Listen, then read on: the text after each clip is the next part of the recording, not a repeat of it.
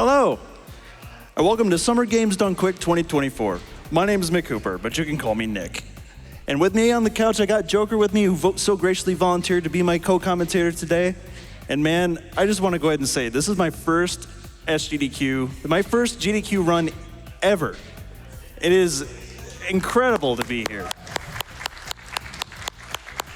And not only is it my first time running on the show, this is the first time that this game has ever been at GDQ ever. And within the last couple of months, this game has gotten snapped in half. And I just want to say, like, I want to do the best job that I possibly can to show off everything that I've learned over the past couple of months and throughout my time running this game altogether. So with that being said, I do believe we have a bid war. Can I get confirmation on who won the bid war? Oh, absolutely. The winner of the bid war raised over $1,000, by the way. Congratulations. Oh. The winner of our bid war is Team Cortex. Yes! I can't lie, I was slightly hoping it was Team Cortex. All right, here we go. File name, let's see.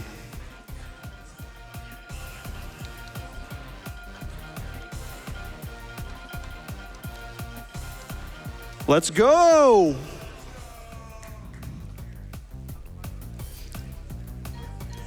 All right, gonna count down. And 3, 2, 1, go! Let's go, good luck. Now, something I want to get out of the way, like right away, is that if you are familiar with Crash Team Racing, is that this game is very similar in concept and in gameplay to Crash Team Racing. It handles very differently, though. Like, it's not the same gameplay engine, but it uses the same mechanics and core controls.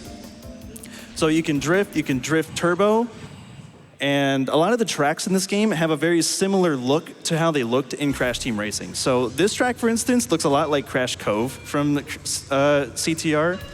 And you might notice right away, like, the aesthetic is very similar. It's got a, very, very interesting shortcut right away that the AI can do a really good job at blocking you from hitting 50% of the time. So I'm glad that they didn't really get in the way. And just as well, this game also has reserves, which is basically an invisible meter that tells you that keeps your boost speed for as long as you keep boosting. So if I were to let go of boost for as you can see, I'm drift turboing. This is a mini turbo. Whenever the gauge fills up on the right and I hit the opposite shoulder button that I'm using to drift, you get a mini turbo, which adds reserves to your boost meters. That way, if you let go for a little bit like this, I don't really lose any speed. So that's what reserves are. They help out in certain tracks for let's say I need to just do some normal turning for a little bit. It helps out in that instance. And if you thought the game was a little too safe, brace yourself, because it gets a little more broken right after this track. This track's very very simple, very easy start to the run. This is the really good introduction to the core mechanics of the race, of the game, introducing you to the jumps, to the drift turbos, to the boost pads. So it's a really nice, really good start. The music is great.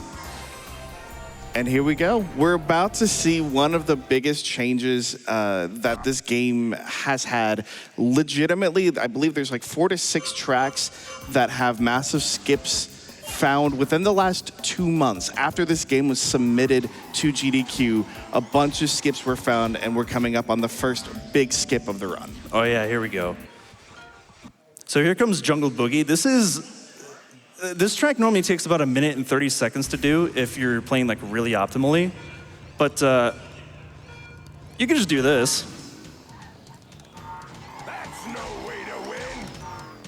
Oh, first try, let's go. So yeah, we are out of bounds. If you look at the bottom right-hand corner, there is a mini-map. The mini-map lies. The mini-map does not... Oh! Let's go, Nola! All right, so couple of things that happen there. The minimap does not exist. The minimap lies. We use that to our advantage in skips like Jungle Boogie. You notice as McHooper went out of bounds, backed up, he backed up onto the second half of the track, then went forward and was immediately at the start-finish line on the mini-map. That allows us to trick the game into thinking that we actually completed the lap. Now we popped off because we got what's called a null lap, which is when you saw there at the end, it was the lines through the second lap. It's essentially a 0-second lap. So doing that optimally saves another couple of seconds on top of the 30+ seconds we're already saving just from skipping the course entirely. It's one of the craziest things. It's not even the only track in which you can do that in, which is just, like, there's another track later on in the run. It's about halfway through that we can also get a null lap in, and if you get one there, it's an even bigger time save. Now we're playing as Tiny here, so this is Tiny Temple. This track is not broken, so we can all rest easily. There's no crazy stuff happening here. We are playing as Tiny on Tiny Temple, and the reason for that is because this track doesn't really require a whole lot of decent turns, which I never really did mention, but every character I'm using throughout this run has different stats. So every character has a different top speed, different handling, different acceleration. Cortex is the all-rounder. He's got like decent speed, better than average acceleration. And he's actually got like the second worst turning on the team for some reason. Tiny's got the worst turning, but he's the fastest as far as his base speed goes. And Engine is the complete opposite. He's got the best turning, but the least top speed.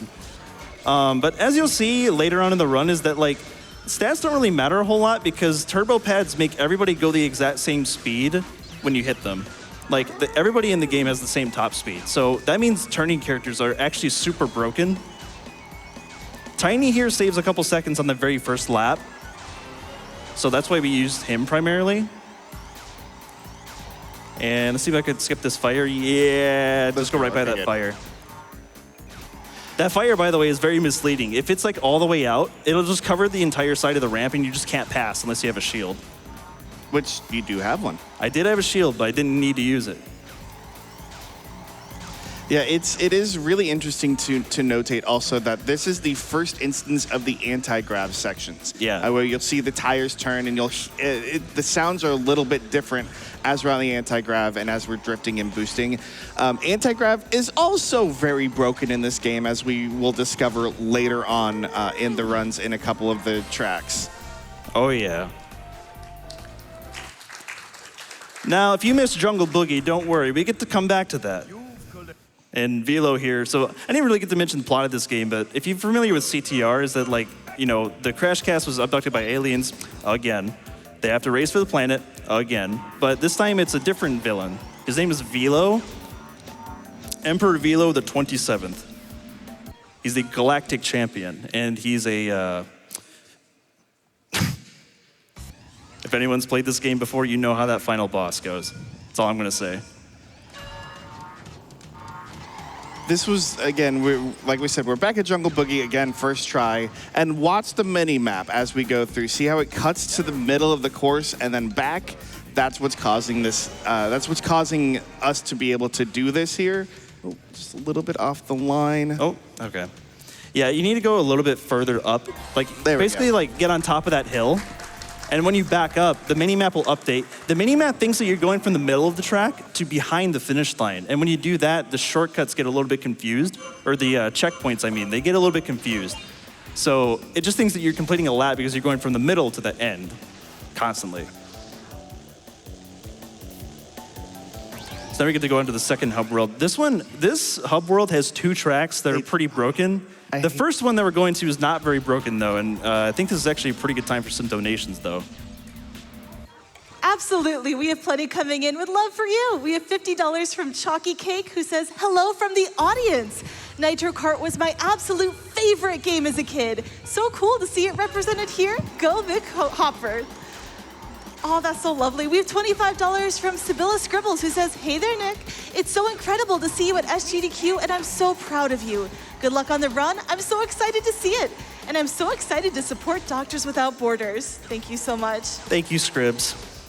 We also have $50 from Tamaltak, who says, more GDQ hype. Let's get that Stardew Valley dessert race. Wait, that's not right. This isn't Kirby. Let's get that desert race. There we go. And that's only around $11,000 away, over a quarter of the way there. So you're doing wonderful. Please make sure you keep assigning your donations to that incentive when you donate. Would you like more donations? Oh, yeah, sure. Go ahead. Awesome. We have $25 from JB the Banui, who says, Bandicoot power. Unfortunately, we're not playing as Coco, so we don't get to hear that line. Unfortunately. We also have $30 from Valid the Dragon, who says, good luck from the back couch, Hooper. You got this, man. Yo, thanks. This track is very simple. There's not really a whole lot going on here, but it's more or less just like an example of good cornering and how it can make a difference. There's this one boost pad up here that I hit at the very start of lap 1. That way I can get turbo pad speed right away. And it's also a really good example of like, as soon as there's a turbo pad that's near the start, it doesn't really matter which stat class you pick. Like you can pick Cortex, Tiny, or Engine. And as soon as you get a boost pad, they all go the same top speed. So if you are on a track like this that has a lot of like winding turns, it's better to just pick a handling character because you don't have to deal with any of that. All right. Now I'm not sure if I'm going to be able to hit this next trick. This next trick is Oh, they did my boy Dingo so dirty in these loading screens. yeah. A plot point is that Entranced from the GBA title Crash Bandicoot 2 Entranced actually is a playable character in this game. And what happened is he brainwashed both the polar bear from Crash 2 and Dingo Dial to be on his team. And Dingo Dial is just kind of chilling. You know, he's not really doing much this whole game. Like there he is right in front of me. He's not really doing anything. So like I said, I'm gonna try this. I'm not sure if it's gonna work because I haven't really hit this like most of my practice. This is a super finicky skip. And this also is a prime example of just how broken the anti-grav sections are. So this is an anti-grav section here in the back half of the course. Oh, okay, we got past the first part. Okay. Okay. No, we're just too far away. But that's a core example of just how broken the anti-grav sections are. We can anti-grav ourselves and yeet ourselves across the map, go upside down under the track, and make the game glitch out again and give us extra laps when we're not supposed to have them. But it is a very finicky, very hard trick. It's one that was only recently done RTA, so it's still kind of getting the kinks worked out of it and getting everything figured out. But we'll get to see Barren Ruins in its entirety. It's a very fun track. And up until very recently was not broken until that skip was found. Shout out to C. Fred, who just recently actually got the any % record for this category. He actually is very consistent at Barren Ruins Ultra, which is what we call that. We call it BRU, or so brew. BRU for Barren Ruins Ultra. He actually is the only person I think so far that can do it consistently. So shout out to Fred for being able to actually do it. I still can't figure it out. It's a mystery to me. And speaking of mysteries, the next track we got is definitely a mystery as to like why it even works, but we'll get there. But right now, Barren Ruins is a very safe like track. I do like actually taking good lines in this track. This is it's also one of the first tracks to have cycles. So these robots that walk back and forth, if that first one I pass is on the right side, then you know that you're actually on a good cycle. It's a nice little bridge after the first hub world, going into the second and third hub worlds. It's that kind of nice bridge of still a little bit easier, but starting to get a little bit more on the technical side of the courses, and making sure that your mechanics are really up to date and getting yourself ready for the harder tracks coming up in hub world 3 and 4. Exactly. All right. Here we go. Good, 42, 40, 40. 203 is pretty good here on this course without doing BRU. This...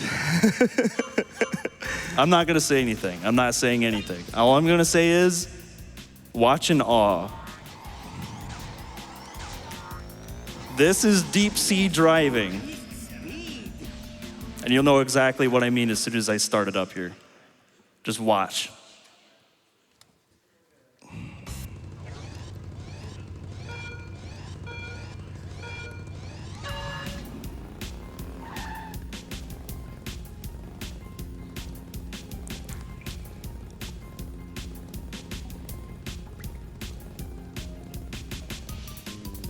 Got it.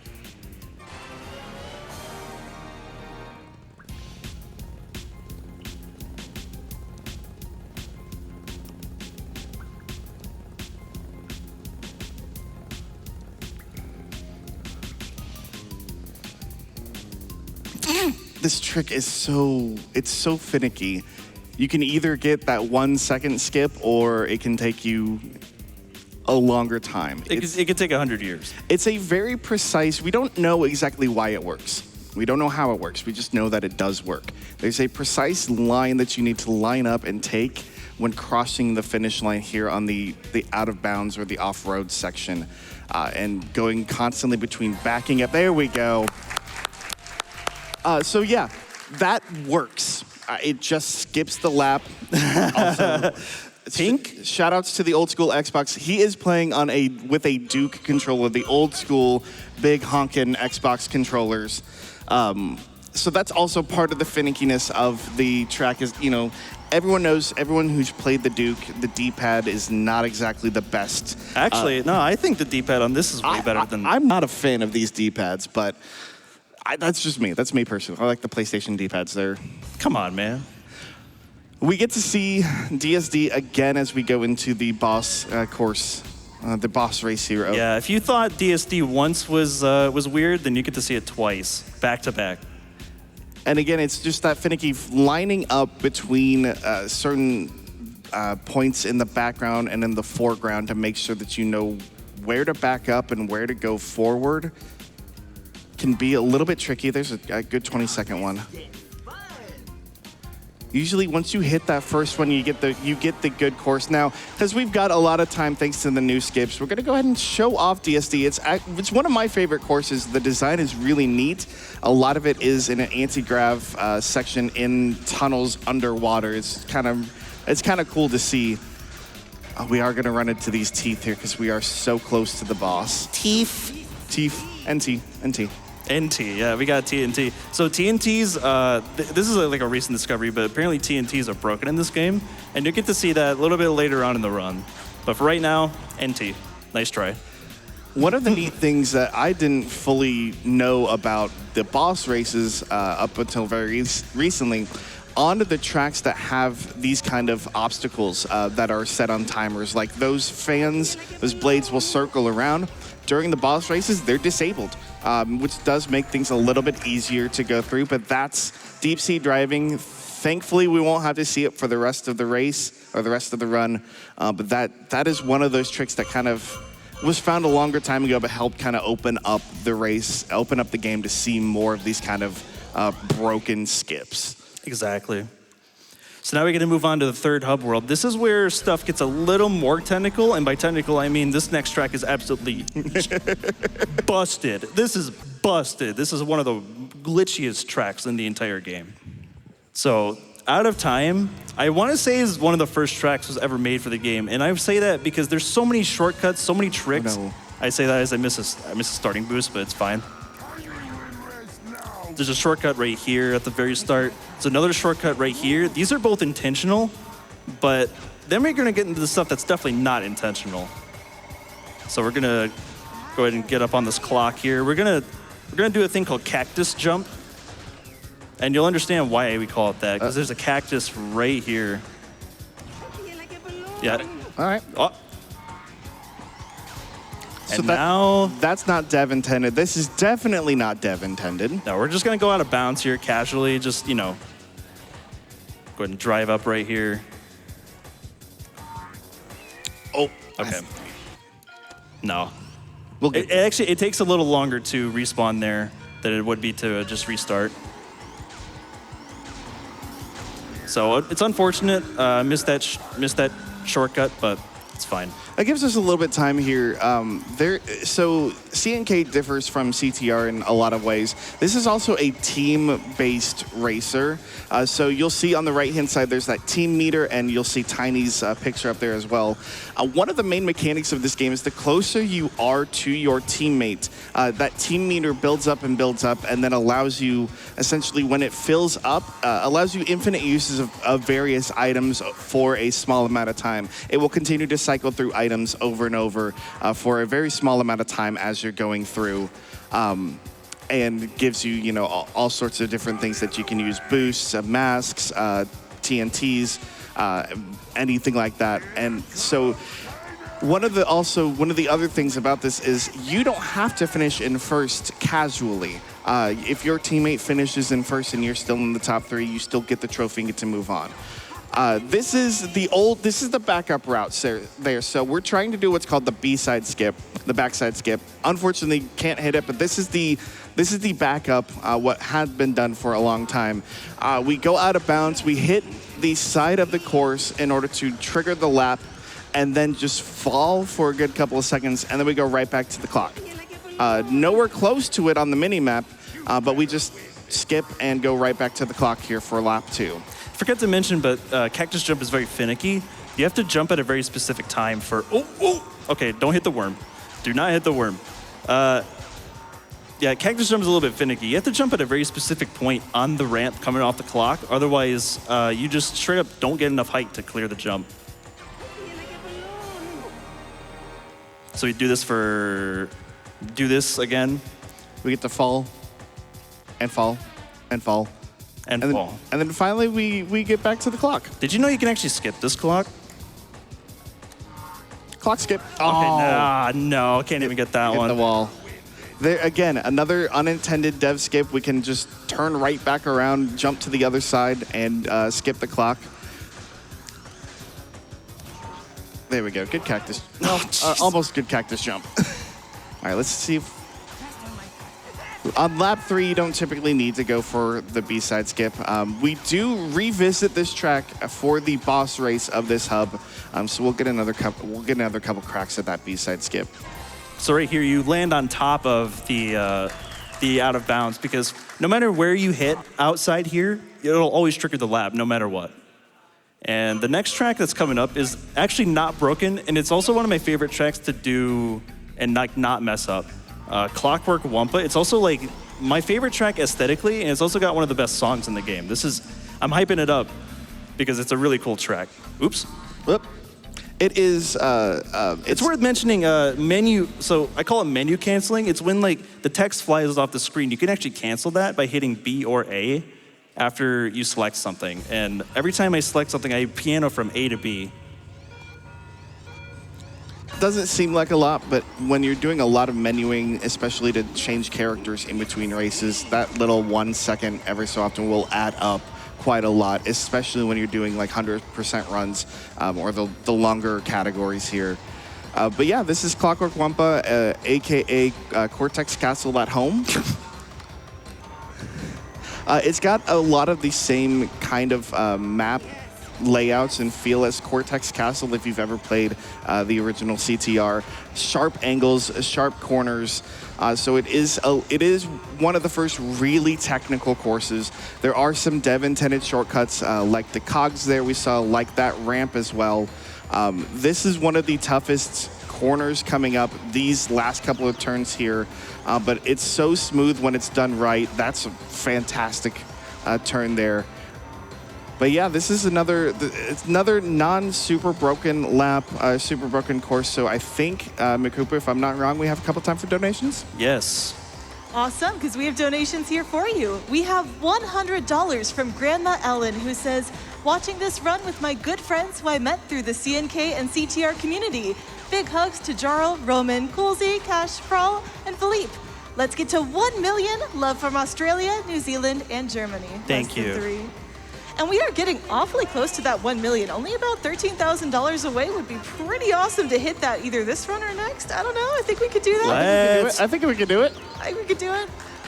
We also have $50 from Sarah, who says calico eggs are delicious over rice, which I believe is a reference to that Stardew Valley Desert Festival race incentive, currently at around $4,400 out of the needed $15,000. So you all are doing a wonderful job of making that happen.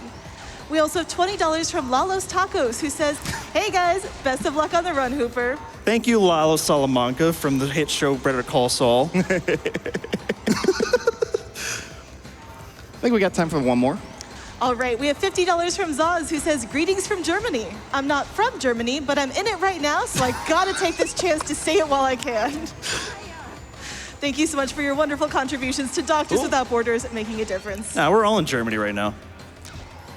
Nice turn there, and that's Clockwork Wumpa. Again, it's a fun technical track. It's a little bit tough, but when it's done smoothly, it really looks fun. It's really a fun one. It really does. The next track is actually not that broken, believe it or not. Foreshadowing. Foreshadowing. Anybody know AC/DC? So the skip that McHooper's gonna try to hit here was another one that was found in the batch about 2 months ago. That again completely kind of revamped how this course was run. NT. Yeah, I'm not gonna be able to set it up here on lap 1. So it does require a TNT, very much like the Tiny Arena skip, if you know anything about Crash Team Racing and the CTR runs. It does require a TNT. Unfortunately, it's not one of those where we could potentially set it up and do it immediately, but it's a little bit more safe and it's a little bit easier to do by doing it the long way and actually coming around through the lap. If you can get the timing down right and you don't have the AI run into the TNT, you could do it laps. You could set it up on lap 1 and do it laps 1 and 2. But we're going to go ahead and set it up here on lap 2, and then hopefully we hit it on lap 3. This is where we're going to see just how the TNTs are busted in this game. The thing about setting it up on lap 1 is that the AI has a chance to hit it on lap 1, so it's not really such a good idea unless you're trying to get like a massive time save to set it up on lap 1. Set up right there. Yeah. Beautiful. So hopefully when we come back on lap 3, that TNT is still there, and then we can do a extremely, extremely weird looking skip. It's gonna look cool if it works. Yeah, we just have to pray that the AI doesn't run into it, because it does. Because it does obviously ruin the skip if we do not have the TNT in order to do it. But it was one of the ones that massively broke open this course, especially saving a good 30 to 40 seconds when done and when executed correctly, and when the AI likes to play nice. Yeah, you cut out half the track if it works. If it works. And this is one of the few skips that was found that is really AI that really relies on the AI to not mess it up. It still is execution based, but you've got to make sure the AI doesn't accidentally run into it. Oh no. So what we try to do here is, with the TNT on our head, we try to jump up over the wall and out of bounds. For some reason, having a TNT crate on your head helps you keep the state of being grounded on the track. And because we're grounded, we can still drift, we can still hop, and we continue to fall down and try to fall to a specific death plane where the TNT will explode, we'll roll around, and then when we stop, we respawn halfway through the course. We skip all of this anti-grav section, and we come into the last final couple of turns here in the course. But again, it's one of those it is execution based, but it's a little bit finicky. But we would respawn right around here if we were able to hit it properly. Exactly. It's unfortunate we didn't get enough speed. It's based on like where you jump from and how high you get. Like you need a lot of speed going up a ramp in order to get enough height to clear the invisible wall. Still solid though. Yeah.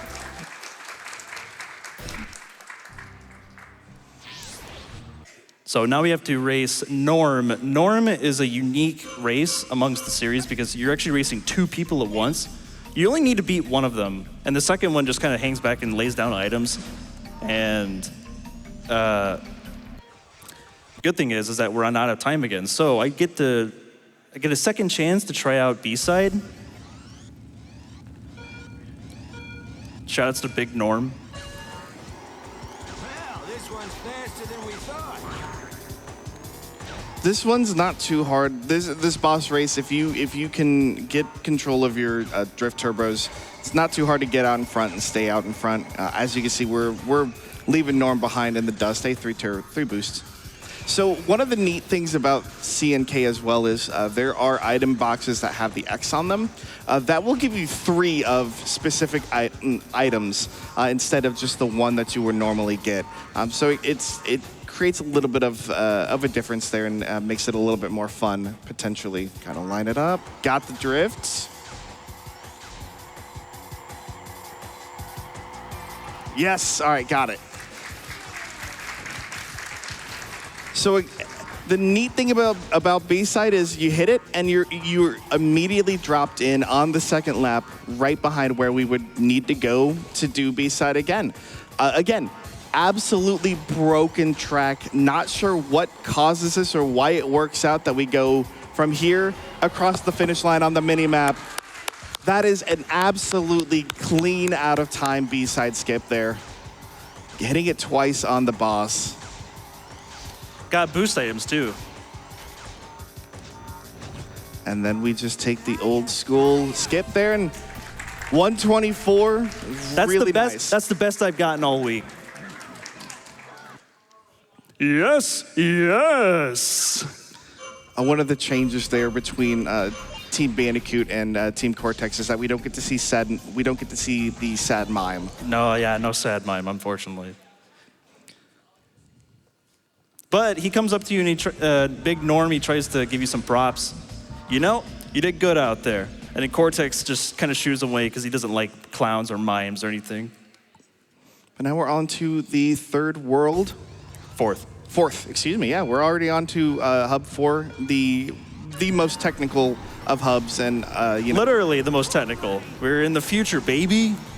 We are on the Techni. So as McHooper mentioned, we do go around the galaxy. We're visiting different planets, which is kind of the course of this. So we are on the planet Techni for our last few tracks here.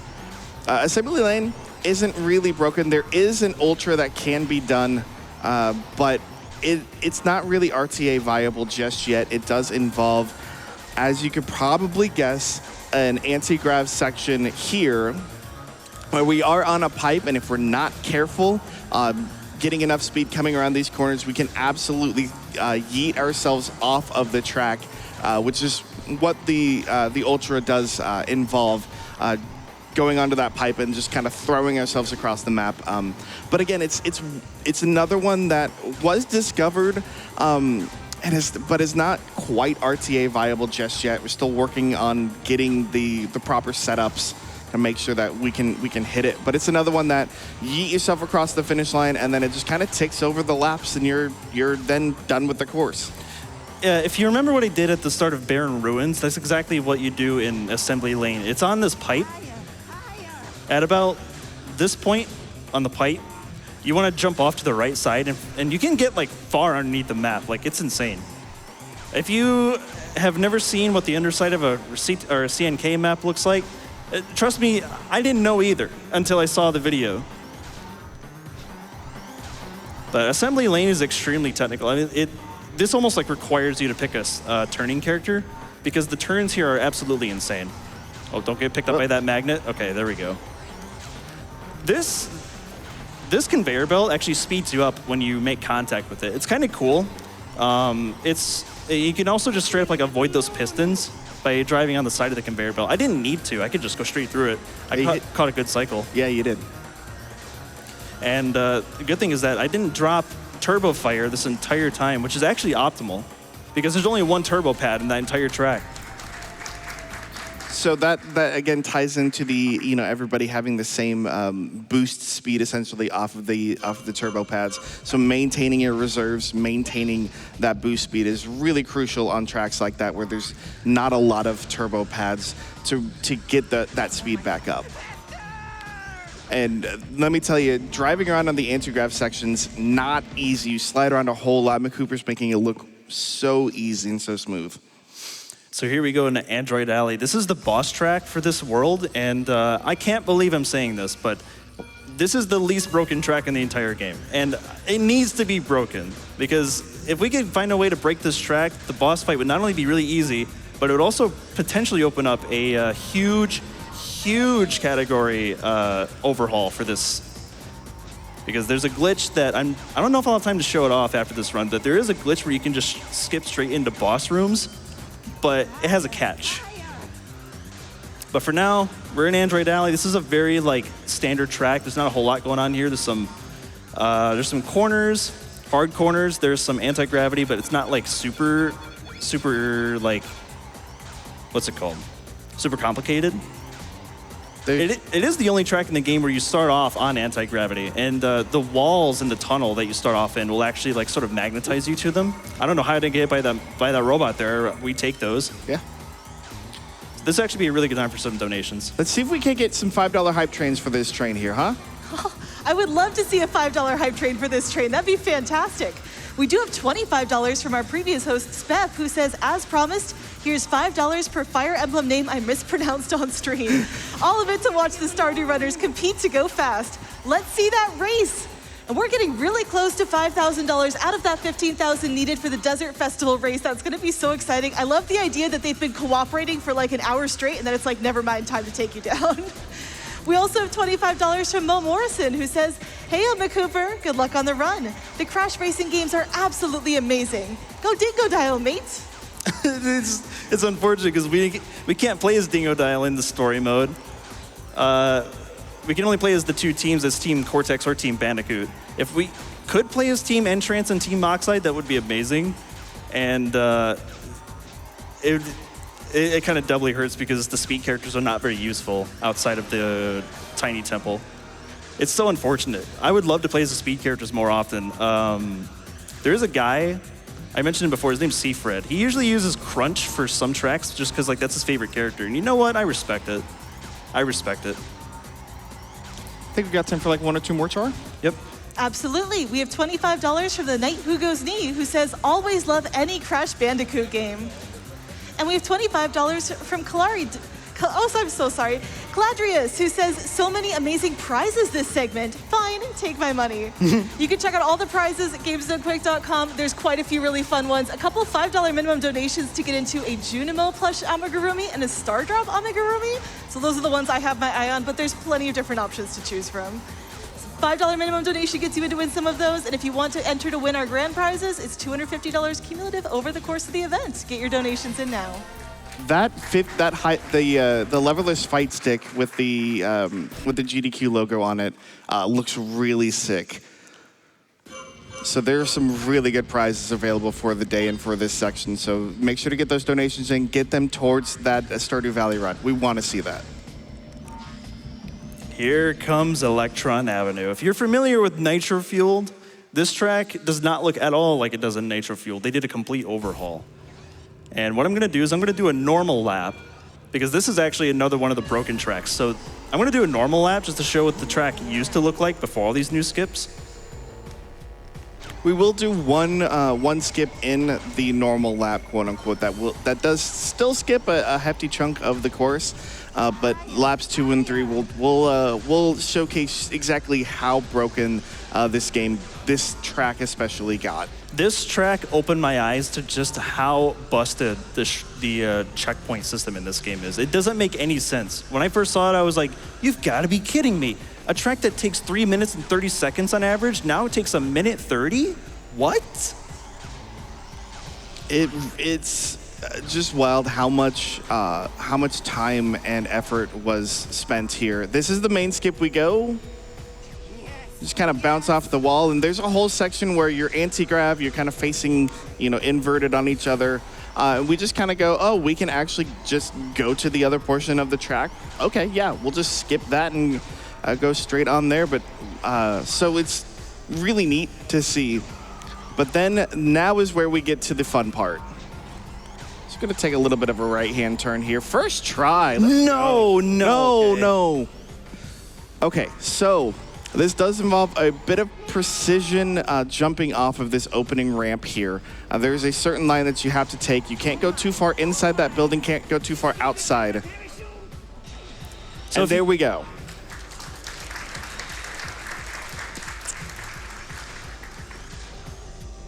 So what's happening there is McHooper's jumping off the ramp, taking that right-hand turn, and going immediately towards that anti-grav section that we just had talked about. And because of that, we can hit it at the right angles where we will hit the death plane to respawn for that specific section. All right, first try there on lap 3. Let's go. And then we do a couple extra little fall-offs and jumps to kind of just reset patterns and reset where we are and just continue to skip sections of the track. We'll back up here, skip another small section, and then all of a sudden right there is, we saw that minute 9 here for the first lap. And then when done optimally, a sub 30 lap 3. So you're saving another 30 seconds each lap. So something with the Xbox version specifically is that if you skip the cutscenes too quickly, they just appear pink for some reason. I don't know why that happens, but it happens on every single Xbox version. So now we get to race Geary again, and we're back to Android Alley, which means there's not a whole lot to talk about here. But however, I do want to mention that Geary does have like one thing about him. And if you can get in front of him at the start, it's basically free. But if you don't, he's an absolute terror.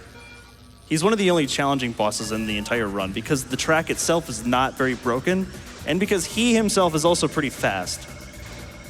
He's also got these little bots that will throw out traps and kind of distract you.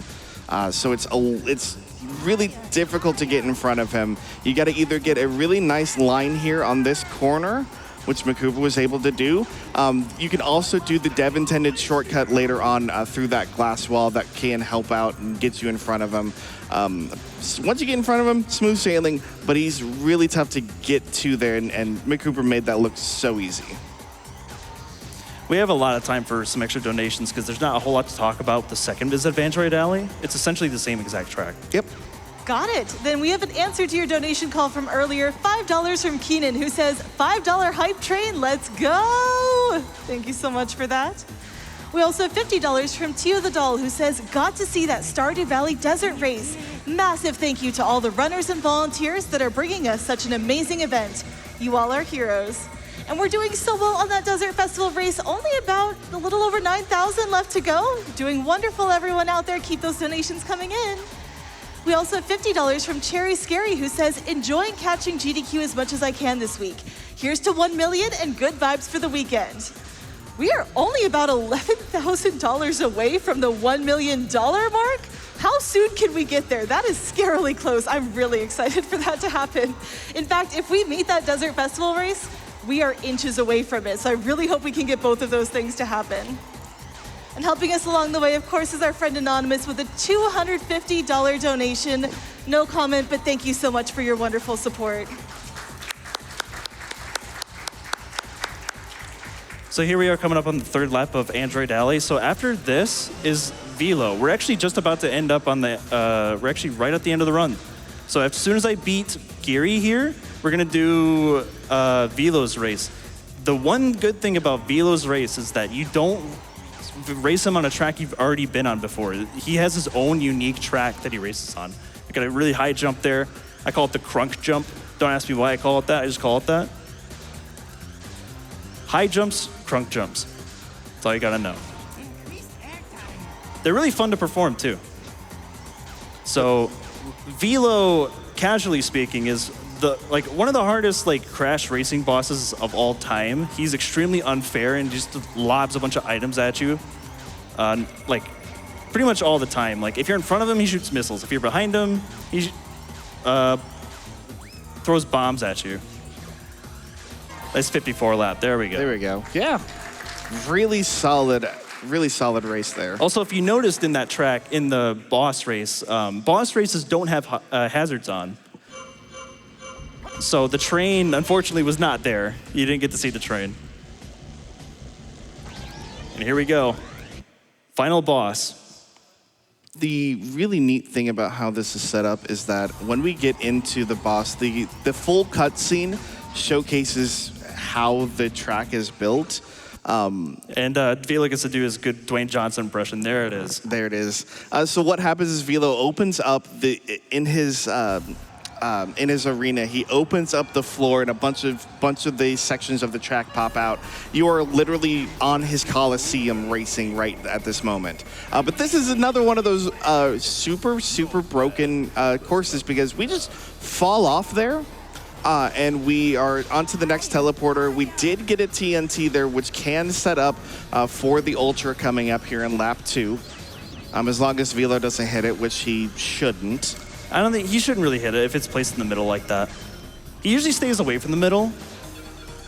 Yeah, see, he's shooting missiles at me because I'm in front of him.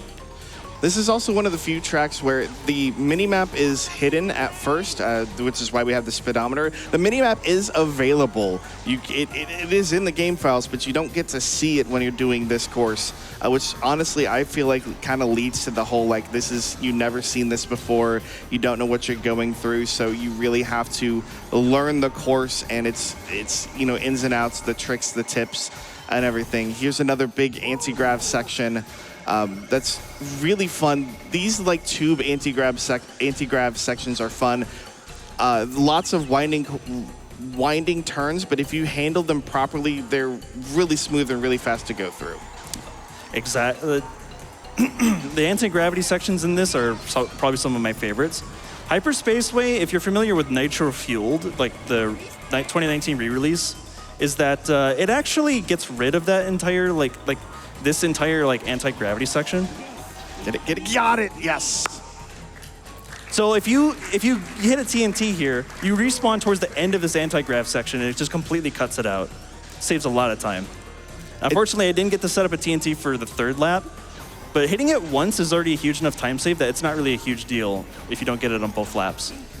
It's playing again off of the fact that the game, when you have a TNT, gives you the grounded state so you can jump even while you're in midair, because the mechanic is you get the TNT crate on your head, you're supposed to jump to get it off your head so you don't explode. We use that to our advantage. Actually, no, it's because if you're drifting in midair, you actually have a few frames of when you come out of the drift, you actually have a few frames to jump out of it.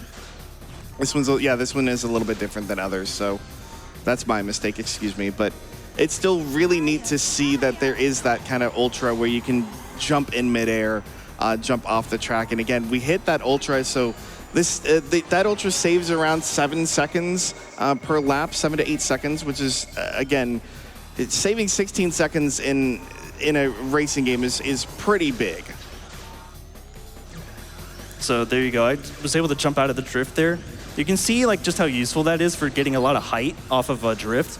Because you're not normally allowed to jump out of a drift in midair. Like when you're in the air, the game should be counting you as in the air, but for some reason when you're drifting, it just thinks that you're still on the ground, so you can jump out of it. Also, we're getting a lot of boost items. Whoa, nice big jump there. Nice big jump. Whoa, a lot of big jumps. Time is coming up soon here because this is the last course.